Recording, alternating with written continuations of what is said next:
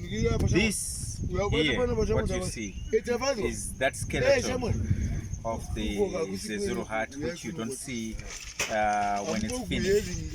It is this skeleton that carries the mathematics of architecture in Africa. Architecture in Zezuru culture. Or basically, most African cultures have this structure on the inside. So this is where you find the fractals. These distances, these spaces which are intuitively created, the spaces up there, and these parallels, these rows that go across, that then formulates the squares or the parallelograms that become smaller and smaller, yet repeating each other, which is actually the climax of fractals.